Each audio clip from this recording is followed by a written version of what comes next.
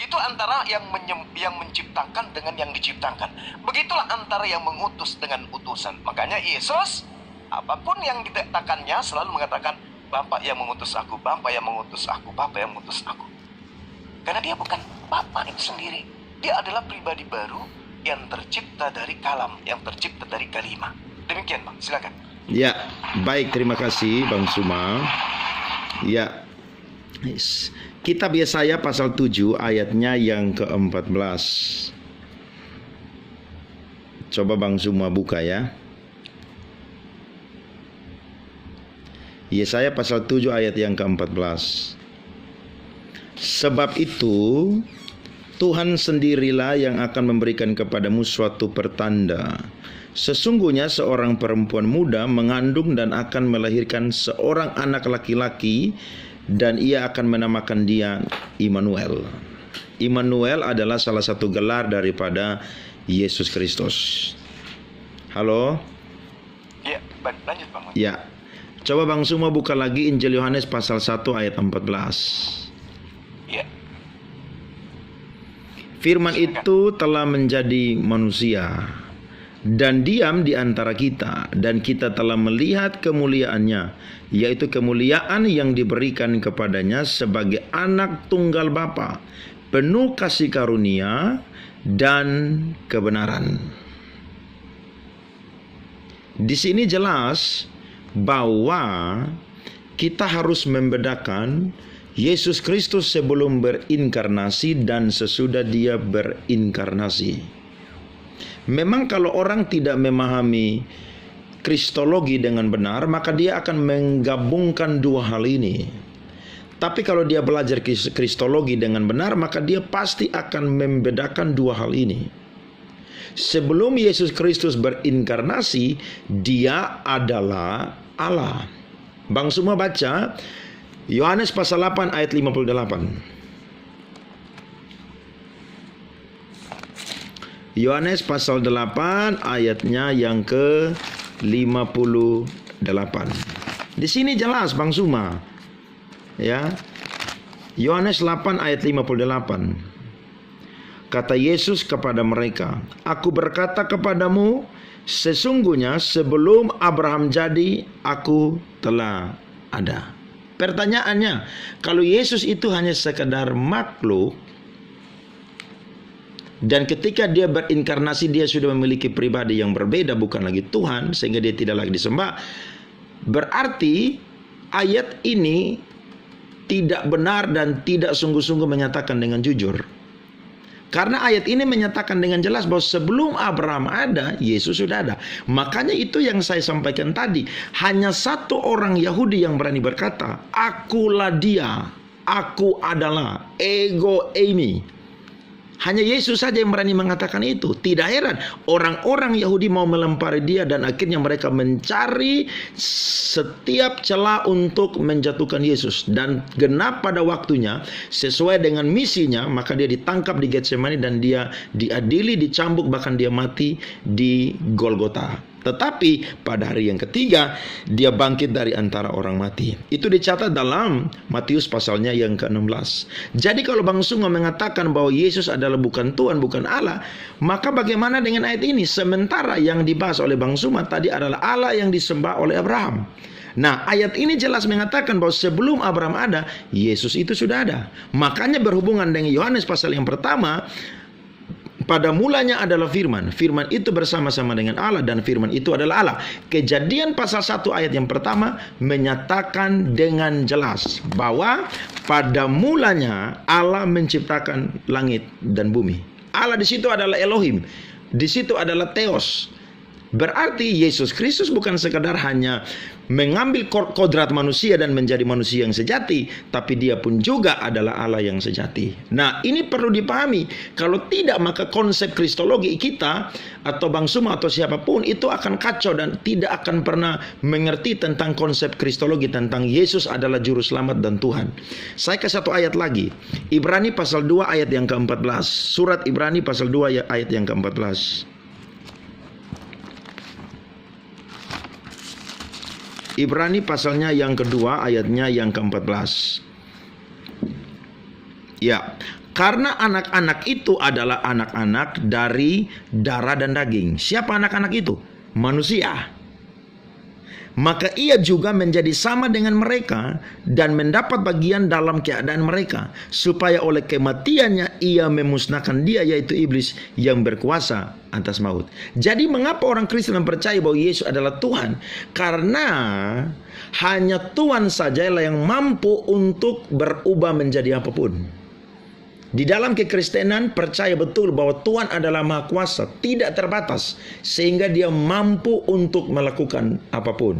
Maka salah satu karya Allah yang Allah lakukan bagi manusia adalah dia mengutus anaknya yang tunggal, yang memposisikan dirinya serendah-rendahnya. Kenosis, Paulus menulis dalam surat Filipi, jelas bahwa dia merendahkan diri serendah-rendahnya, sehingga dia dikaruniakan nama di atas segala nama. Jadi hanya untuk menyelamatkan manusia, Yesus itu turun menjadi manusia.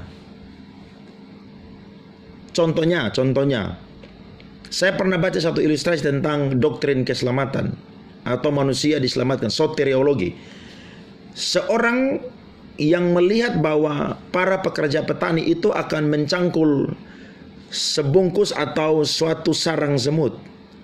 Tiba-tiba ada seekor orang yang melihat ini, dia mau memberitahukan bahwa kalian harus pergi dari tempat itu karena sebentar lagi kalian akan dicangkul dan kalian akan mati.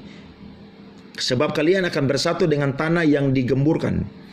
Bagaimana semut bisa memahami bahasa daripada orang tersebut? Sementara orang tersebut adalah manusia. Maka satu-satunya jalan bagaimana dia bisa menyelamatkan semut yang sebentar lagi akan digemburkan oleh para petani, maka dia harus menjadi semut. Sehingga bahasa mereka itu sama, sifat mereka itu sama, sehingga semut yang pada waktu itu tidak mengetahui dan akhirnya mereka bisa pergi dari tempat itu. Nah, Yesus Kristus itu hanya karena mau menyelamatkan manusia, maka dia pun juga turun atau rela menjadi manusia, sehingga dialah yang mampu untuk menebus manusia dari dosa-dosanya. Inilah yang dipercaya oleh orang-orang Kristen, sehingga tidak ada Tuhan yang lain yang disembah, yang dipercaya selain Tuhan yang disembah oleh Abraham, Ishak dan Yakub. Jadi Yesus Kristus yang juga adalah Yahweh itu sendiri, ataupun juga Elohim itu sendiri, ataupun juga Theos itu sendiri. Kira-kira begitu Bang Suma dari saya. Oke, baik. Terima kasih Pak Andre. Ya.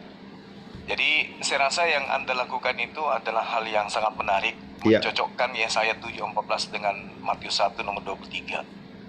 Jadi upaya yang dilakukan kemudian untuk menyambung-nyambungkan. Cuma saya katakan begini, kalau Immanuel itu kemudian diartikan Allah bersama kita, sangat disayangkan ternyata Yesus tidak pernah dipanggil Immanuel. Itu satu. Yang kedua, di dalam kitab Yesaya bab 8 ya, di nomor 8. Di situ disebutkan dengan sangat jelas bahwasanya sayap-sayapnya yang dikembangkan akan menutup seantero negerimu, ya Immanuel. Ternyata orang-orang yang ada pada masa itu juga mengimani bahwa Yehuda juga disebut sebagai Immanuel. Nah, jika demikian, siapakah yang kemudian Immanuel yang dimaksud di Yesaya 7:14 ini? Kalau ternyata sebelum Yesus sudah ada oknum yang lebih dulu disebut Immanuel. Sebab Matius ini kan cuma mencocok-cocokkan. Siapa oknumnya Bang Suma? Siapa oknum? Ya nanti kita baca, Bang. Nanti saya jelaskan. Ya. Mungkin butuh pulpen dengan kertas saja. Kalau kita mengkaji siapa Immanuel ini, coba kita sedikit mundur ke Yesaya 1 nomor 1. Immanuel yang dimaksud tentu saja Nabi yang lahir pada zaman Uzia, bukan yang lahir di zaman abad pertama. Itu lahirnya di zaman Uzia, zaman Yotam, Ahaz dan Hizkia, yaitu anak yang telah lahir pada kitab yang dijelaskan dalam Yesaya 9 nomor 6. Kenapa demikian? Karena di situ sangat jelas bahwa Immanuel ini kan ditujukan kepada oknum tersebut. Oknum yang kemudian dikatakan di dalam kitabnya mereka, orang-orang Yahudi, dengan ucapan Yulat, Kielet Yulat, telah lahir, bukan yang akan lahir. akan lahir. Berbeda dengan telah lahir. Sedangkan yang ada di dalam kitabnya orang Yahudi yang tertulis itu adalah telah lahir. Dan yang menjadikan sebuah keadaan itu terrealisasi dalam kehidupan orang Yahudi, yaitu terjadi pada masa bagaimana Raja Hezekia kemudian berhasil membebaskan orang-orang Yahudi dari penindasan. Yesus tak bisa. Immanuel untuk Yesus itu nyambung. Kalau cocokologi oke, boleh-boleh saja, sah-sah saja. Tapi yang untuk mengetahui itu ya harus merujuk kepada keadaan yang sebenarnya. Karena jangan sampai kita membabi buta sehingga cinta bertepuk sebelah tangan. Kenapa saya katakan demikian? Karena Immanuel ini telah lahir. Teman-teman Yahudi, Yesaya 9, nomor 6. Nah, untuk dari 6, maka kita harus mulai dari nomor 1-nya. Bangsa yang berjalan dalam kegelapan.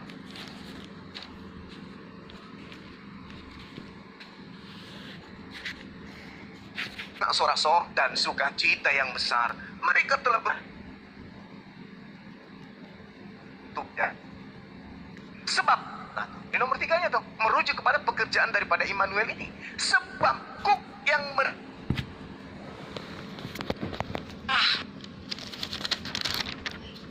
putus Gurunda.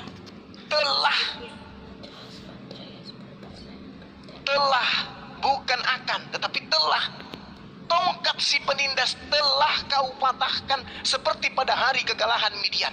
Berarti si Immanuel ini kudu wajib melakukan tindakan seperti ketika kekalahan Midian. Dan telah kupatahkan. Untuk merujuk kepada hal ini, kita lihat dalam Hakim-Hakim 6.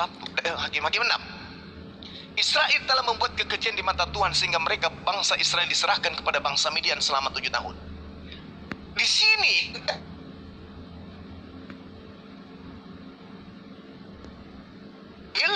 yang melawan bangsa Midian melalui Gideon.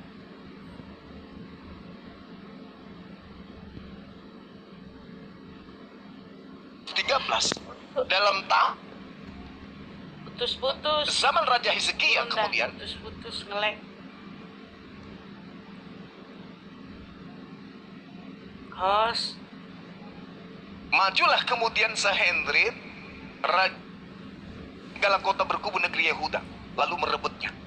Jadi kesimpulannya, ya, anak yang telah lahir ini itu adalah Hezekia, sama seperti Gideon. Gideon telah menyelamatkan kemudian bangsa Israel mengalahkan Midian. Maka keadaan anak yang telah lahir ini juga harus sama seperti Gideon yang menyelamatkan kemudian Bani Israel dari bangsa Midian. Nah, ada masa di mana kemudian si Hezekia ini itu memenangkan peperangan melawan Raja Asyur. Yesus memenangkan peperangan melawan siapa? Tak ada. Tak ada. Yesus tidak pernah memenangkan melawan bangsa manapun, malah dia yang dihabisi oleh bangsa Romawi. Ya, seperti itu, Bang. Jadi terlalu, ya, tapi nggak apa-apa. Itu adalah hak orang Kristen untuk mengambil data-data dari kitabnya orang Yahudi untuk mencocokkan dengan Yesus. Sayang sekali, Yesus pertama nggak pernah dipanggil Immanuel. Yang kedua, Yesus itu tidak pernah memenangkan peperangan layaknya kemudian yang terjadi kepada orang Yahudi Yerusalem, padahal dalam hal ini Bani Israel, ketika mereka kemudian berhasil mengusir orang Midian melalui raja mereka Gideon. Dan Immanuel itu harus tampil seperti Gideon, dan itu hanya digenapi oleh Hizkia yang berhasil mengusir tentara daripada Asyur. Yesus tak pernah, Bang. Silakan. Ya, oke ya. Baik. Kalau Bang Suma mengatakan bahwa yang dicatat di dalam Yesaya pasalnya yang ke-7 ayat 14 dengan Yesaya 9 ayatnya yang ke-6, maka perlu diketahui bahwa Nabi Yesaya ini bernubuat 700 tahun sebelum Kristus atau Yesus itu lahir. Nah, di dalam memahami nubuat, halo? Halo? Lanjut. Dengar suara saya? Dengar, Bang. Ya. Nah, di dalam nubuat kita harus memahami ada nubuat yang sifatnya dekat dan sifatnya jauh. Kalau Bang Suma mengatakan bahwa itu ditujukan kepada Hizkia, ya, yang tadi Bang Suma katakan bahwa mereka adalah yang dikatakan di dalam kitab Yesaya. Nah, bagaimana dengan Matius pasal 1 ayat yang ke-23? Sementara yang dikandung oleh Maria adalah bayi Yesus, yang diberi gelar adalah Immanuel. Itu bagaimana Bang Suma? Itu sesuatu yang bertolak belakang, yang bertabrakan. Karena Bang Suma mengatakan yang tadi diangkat bahwa Yesaya pasal 1 yang dinubuatkan Immanuel itu bukan Yesus, tetapi Hizkia dan lain sebagainya. Kalau itu adalah Hizkia, mengapa fakta teologis dan juga fakta historis menyatakan dengan jelas bahwa Maria itu mengandung seorang anak laki-laki yang akan dilahirkan dan akan diberikan nama Yesus, yang diberi gelar itu adalah Immanuel. Berarti Hizkia dan orang-orang yang Bang Suma maksudkan mereka mengalami reinkarnasi. Kekristenan justru tidak mempercayai reinkarnasi. Kekristenan itu mempercayai inkarnasi. Sehingga yang dicatat di dalam Yesaya pasal yang ke-7 dan pasal yang ke-9 itu bukan raja-raja atau salah satu dari keturunan Israel, Yakub, yang Bang Suma maksudkan. Tetapi itu sendiri adalah Yesus. Sehingga apa yang Bang Suma katakan tadi, saya memberikan satu data bahwa Yesus jelas dia adalah Immanuel. Matius pasal 28 ayatnya yang ke-20. Di situ dengan jelas mengatakan, Matius 28 ayat yang ke-20, dan ajarlah mereka melakukan segala sesuatu yang telah kuperintahkan kepadamu, dan ketahuilah aku menyertai kamu senantiasa sampai kepada akhir zaman. Siapa yang menyertai mereka? Immanuel yang menyertai rasul-rasul atau murid-murid atau orang-orang percaya. Jadi jelas Bang Suma, yang dinubuatkan oleh Nabi Yesaya itu adalah satu pribadi saja, yakni Yesus Kristus. Tidak ada pribadi yang lain. Itu yang dipercaya oleh orang Kristen. Jadi data Alkitab menyatakan dengan jelas secara teologis dan historis bahwa itu bukan orang lain, tetapi yang dinubuatkan itu adalah Yesus Kristus itu sendiri. Jadi kalau Bang Suma mengatakan demikian, Alkitab mengatakan dengan jujur dan detail dan jelas dan valid bahwa Yesus adalah yang dikandung oleh Maria, berinkarnasi menjadi manusia, dan gelarnya adalah Immanuel, bukan orang lain atau salah satu keturunan daripada Abraham, Ishak dan Yakub.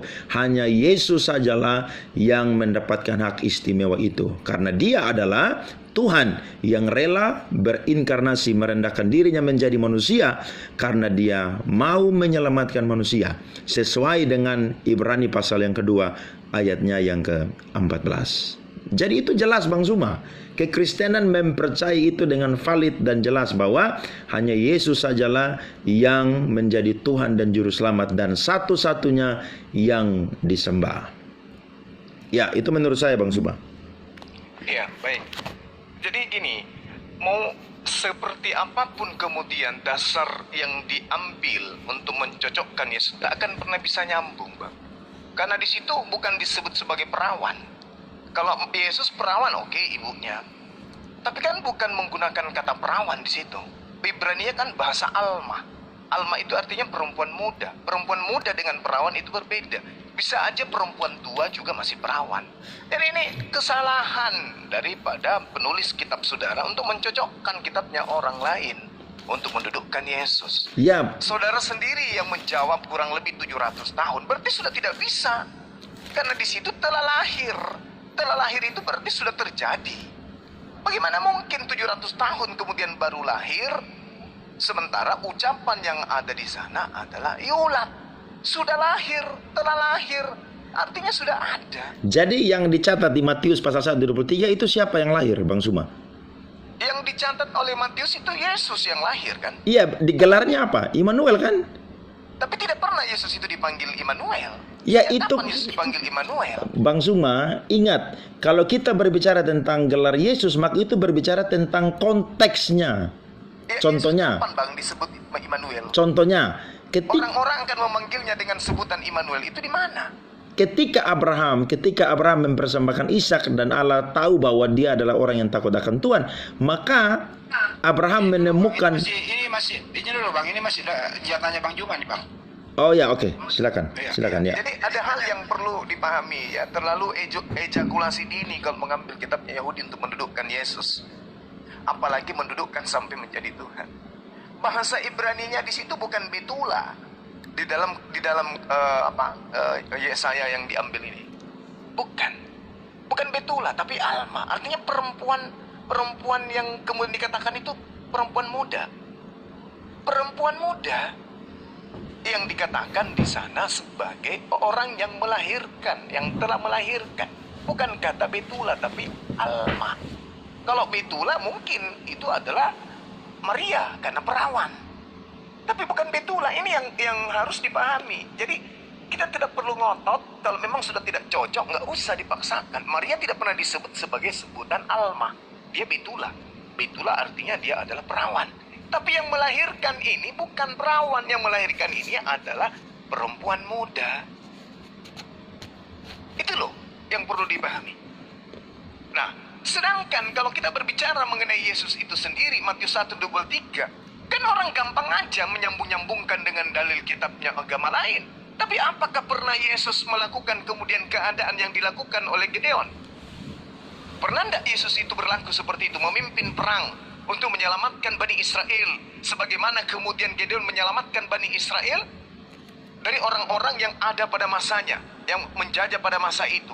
Apakah ada Yesus melakukan itu? Tidak. Bagaimana kemudian Hizkia ketika mengusir tentara Asyur, dia kemudian menghancurkan 185.000 pasukan kemudian yang dihancurkan oleh beliau. Begitu juga Gideon. Gideon juga melakukan hal yang sama, membasmi pasukan dari Midian. Pada saat kemudian terjadi peperangan antara Gideon dengan orang Midian, 120.000 kemudian tentara dari Midian itu dihancurkan oleh Gideon. Mereka bunuh kemudian. Nah, sedangkan Hizkia 185 pasukan dari Asyur yang dihancurkan oleh beliau. Jadi anak yang telah lahir ini adalah Hizkia, bukan Yesus. Apa yang Yesus lakukan untuk Yerusalem, untuk orang Yahudi, untuk Bani Israel? Apa? Tak ada. Sedangkan yang diceritakan ini adalah anak yang lahir kemudian, anak yang mampu kemudian membebaskan tekanan yang ada pada Bani Israel pada masa itu. Kalau Matius 1 nomor 35 yang saudara bawa, tak ada hubungannya. Orang Yahudi malah menertawakan kita kalau kita pakai itu. Pertama, Yesus tidak pernah dipanggil kemudian dengan panggilan Immanuel. Kedua, Maria ibunya tidak pernah dipanggil dengan panggilan Alma seperti yang saya terangkan tadi. Tidak pernah. Sejak kapan kemudian Maria itu dipanggil sebagai perempuan muda? Maria hanya dipanggil sebagai betula atau dia adalah perawan. Nah, Alma ini bukan berarti perawan. Alma ini artinya adalah perempuan muda. Nah, sedangkan Yesus dilahirkan seorang perawan. Perempuan muda belum tentu perawan. Jadi tak ada kemudian nyambung-nyambungnya. Tapi kalau misalnya saudara Kristen ingin mencocokkan, ya silakan aja, itu hak saudara. Karena orang Yahudi juga tidak mengakui bahwa Septuaginta itu adalah kitab mereka. Karena itu hanyalah terjemahan yang diterjemahkan abad ketiga sebelum Masehi. Hanya saja yang perlu saya luruskan di sini, bahwa ketika saudara saya ini membawa Yesaya 3, itu tak ada hubungannya dengan Yesus. Karena di situ dikatakan, dengarlah hai kaum Daud, bukankah terlalu sedikit bagimu untuk melelahkan manusia, sehingga kamu telah melelahkan Tuhanku. Sebab itu Tuhan sendiri yang akan memberikan kepadamu sebuah tanda. Sesungguhnya seorang anak muda, seorang anak dara, bukan perawan, akan mengandung dan akan melahirkan seorang laki-laki, dan dia akan menamakan dia Immanuel. Sejak kapan Yesus dipanggil Immanuel? Tak ada. Bahkan bergeser, namanya Yosua bergeser menjadi Yesus. Malah jadi ke Yesus namanya, bukan ke Immanuel jadinya. Jadi itu terlalu jauh, Bang. Karena kalau kita melihat dalam perspektif pengajaran orang-orang Yahudi terhadap mereka, baca kitab Yesaya 7 itu lengkap satu perikop. Sangat-sangat tidak ada hubungannya dengan Yesus. Nah itu. Kemudian, kembali kepada tema kita. Upaya-upaya ini kemudian dilakukan oleh gereja untuk supaya ini Yesus dijadikan sebagai sembahan. Padahal Bani Israel sudah membuat perjanjian kekal bahwa mereka secara turun-temurun akan menyembah kepada Tuhannya Abraham. Oh ya, tadi saya lupa ketika saudara mengatakan bahwa engkau ada sebelum Abraham ada. Di dalam Efesus 1 nomor 4 nomor 5, sebab di dalam Dia Allah telah memilih kita sebelum dunia dijadikan. Berarti kita sudah dipilih sebelum dunia dijadikan. Berarti kita ada jauh sebelum Yesus ada, karena kita lebih dikatakan kita ada sebelum dunia dijadikan. Pengkhotbah 3 nomor 15, yang sekarang ada dulu sudah ada, dan yang akan ada sudah lama ada, dan Allah mencari yang sudah lalu. Belum lagi di Amsal 8 nomor 22 dan seterusnya. Salomo ada sebelum langit digariskan. Yesus kalah. Jadi gagal, semuanya gugur. Tak ada kemudian yang bisa jadikan sebagai kebenaran selain pembenaran. Orang-orang Yahudi, keturunan Ismail, yaitu orang Arab, dan keturunan Isa, yaitu orang Yahudi, tidak akan pernah mau menggantikan Tuhan mereka dengan manusia Yesus. Silakan dengan Tuhan saudara, la ikraha fiddin, penggarisan kita jelas. Kami dengan Yahudi tidak akan mempercayai Tuhan yang Anda sembah, ya, dan Anda pun mungkin tidak akan percaya kepada Tuhan yang kami sembah. Padahal Tuhan itu sudah mengangkat perjanjian kekal. Aku akan membuat perjanjian kekal, wahai Abraham, antara keturunanmu, anak-anakmu, keturunanmu secara turun-temurun. Aku akan menjadi Tuhan mereka, Tuhan anak-anakmu, Tuhan keturunanmu secara turun-temurun, sebagai perjanjian kekal. Jadi tidak mungkin kami mengganti Tuhan kami dengan makhluk yang pernah menjadi bayi. Demikian Pak, silakan. Ya. Tambah satu data. Izin saya tambah satu data. Di Yesaya pun disebut Immanuel ya, Yesaya 88. Lanjut Guru. Ya tadi sudah saya katakan itu. Yesaya 88. Tadi sudah itu. Yesaya 88. Sudah, ya. Iya. Oke. Yap. Maaf, lanjut. Ya, jadi begini. Bang Suma mengatakan tadi Immanuel itu Hizkia, Gideon, dan lain sebagainya. Berarti Immanuel itu ada banyak. Buktinya Yesaya 8 Yesaya berapa? 8 nomor 8. Serta menerobos masuk ke Yehuda, ibarat banjir yang meluap-luap hingga sampai ke leher, dan sayap-sayapnya yang dikembangkan akan menutup seantero negerimu, ya Immanuel. Itu jadi itu membuktikan bahwa yang dikandung oleh Maria itu adalah orang lain, bukan Yesus yang mendapatkan gelar Immanuel. Maksudnya yang dikandung oleh Maria Yesus. Iya, gelarnya kan adalah Immanuel. Tapi itu kan cocokologi penulis Matius, Bang. Itu bukan cocokologi, Bang Suma. Lalu? Itu sesuatu yang menjadi fakta. Itu sesuatu yang dalilnya adalah benar. Karena yang saya katakan tadi, nubuatan itu ada yang bersifatnya cepat dan bersifatnya lambat.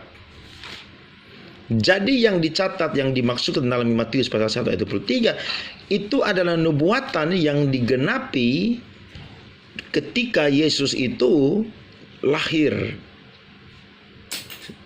Yesaya sudah menubuatkan itu 700 tahun sebelumnya. Bang Suma baca dalam Yesaya pasalnya yang ke-6. Ya, ini jelas, firman Tuhan ini jelas. Yesaya pasal yang ke-6 ayat yang ke-13. Dan jika di situ masih tinggal 1/10 dari mereka, mereka harus sekali lagi ditimpa kebinasaan. Namun keadaannya akan seperti pohon beringin dan pohon jawi-jawi, yang tunggulnya tinggal berdiri pada waktu ditebang, dan dari tunggul itulah akan keluar tunas yang kudus. Siapa tunggal tunas yang kudus atau taruk ini? Yaitu adalah Yesus Kristus. Itulah yang dipercaya oleh orang-orang Kristen. Nah, Bang Suma mengatakan bahwa Yesus pernah, kalau dia adalah Immanuel, siapa yang pernah dikalahkan? Tidak ada. Loh, justru Tuhan Yesus datang ke dunia bukan mendirikan kerajaan politis. Tidak heran murid-muridnya bertanya kepada Yesus di dalam Kisah Para Rasul pasalnya yang pertama ayatnya yang ke-6. Maka bertanyalah mereka yang berkumpul di situ, Tuhan, maukah engkau pada masa ini memulihkan kerajaan bagi Israel? Ayat yang ke-7. Jawabnya, engkau tidak perlu mengetahui masa dan waktu yang ditetapkan Bapa sendiri menurut kuasanya, tetapi kamu akan menerima kuasa, dan seterusnya. Jadi Yesus datang, Immanuel yang dijanjikan itu bukanlah Immanuel yang akan mendirikan kerajaan politis, tidak. Tapi Immanuel yang akan datang itu adalah Immanuel yang mendirikan kerajaan sorga. Sehingga Yesus tidak pernah mengalahkan satu orang pun secara kekuatan dunia. Buktinya ketika dia ditangkap di Getsemani, Petrus mengambil pedang dan memotong seorang prajurit yang bernama Malkus telinganya. Yesus berkata, simpanlah pedangmu, karena ketika engkau bermain pedang, maka engkau akan mati dengan pedang. Itu jelas Bang Suma. Jadi yang dinubuatkan di dalam Yesaya itu jelas adalah Tuhan Yesus Kristus. Nabi Yesaya mengatakan hal-hal yang akan terjadi. Ia meramalkan kedatangan Raja Damai. Tetapi ia juga meminta supaya orang Israel menurut kepada Allah, kepada umat yang telah kembali dari pembuangannya di Babel. Yesaya mengatakan bahwa Tuhan pasti menepati janjinya. Karena itu mereka harus hidup benar, rajin berdoa, mempersembahkan korban kepada Tuhan, dan menghormati hari Sabat. Jadi kalau Bang Sun mengatakan bahwa Yesus itu tidak pernah mengalahkan seorang pun, sementara Immanuel yang dikatakan adalah Immanuel yang akan membuat Israel menang dalam peperangan secara politis, maka itu sesuatu yang jelas-jelas salah. Seorang yang bernama Napoleon Bonaparte, dia berkata bahwa dirinya, bahwa Alexander Agung atau Alexander the Great, dan juga kaisar-kaisar Romawi yang jahat-jahat, yang hebat-hebat, mereka tidak melakukan seperti yang Yesus lakukan. Sebab pekerjaan mereka adalah membunuh dan mendirikan kerajaan. Tetapi Yesus Kristus adalah pribadi atau raja yang paling hebat. Sebab dia datang, dia bukan membawa peperangan, tapi dia datang membawa damai. Itu dikatakan oleh Napoleon Bonaparte, Bang Suma. Jadi jelas apa yang dicatat dalam Matius 1:23 itu adalah penggenapan dari Yesaya pasal yang ke-7 ayat 14 dan juga Yesaya pasalnya yang ke-9. Jadi orang Kristen meyakini itu Bang Suma. Jadi Kristus datang, Yesus datang tidak mendirikan kerajaan politis. Kalau Yesus mau mendirikan kerajaan politis, maka dengan mudah sekali dia mampu untuk mendirikannya. Sebab dia adalah pencipta, dia adalah pemegang nafas hidup dari manusia, maka dia mampu untuk melakukannya. Jelas firman Tuhan berkata dalam Mazmur pasal 2 ayat yang ke-8, mintalah kepadaku maka bangsa-bangsa akan kuberikan kepadamu. Apakah Tuhan tidak bisa mendirikan kerajaan politis di muka bumi? Pasti sangat bisa. Tetapi justru itu bukan yang menjadi kehendak daripada sorga dan juga Allah. Yesus datang ke dunia untuk menjadi juru selamat, sehingga dia membawa damai sejahtera kepada orang-orang yang percaya kepadanya, dan akhirnya kekristenan bertumbuh. Sampai hari ini kekristenan terus bertumbuh. Itu karena bukti jelas bahwa yang dicatat di Alkitab itu adalah cocok. Apa yang ada di perjanjian baru adalah antitipe penggenapan daripada perjanjian lama. Sehingga ada benang merah yang tidak putus, tapi itu saling berkaitan satu dengan yang lain. Jadi kalau yang dikatakan Bang Suma, Yesaya pasal 7 ayat 14 dan pasal 9 bahwa itu bukan Yesus, maka yang dimaksud dalam Matius 1 ayat 23 siapakah itu? Justru itu jelas adalah Yesus Kristus. Karena itu nubuatan bersifat jauh dan digenapi 700 tahun ketika Yesaya sudah mati dan akhirnya Yesus itu muncul dikandung oleh perawan Maria atau seorang perempuan muda yang bernama Maria. Itu dari saya Bang Suma. Oke, baik. Jadi sekali lagi saya katakan pada saudara, ketika abang saya ini mengatakan itu untuk Yesus,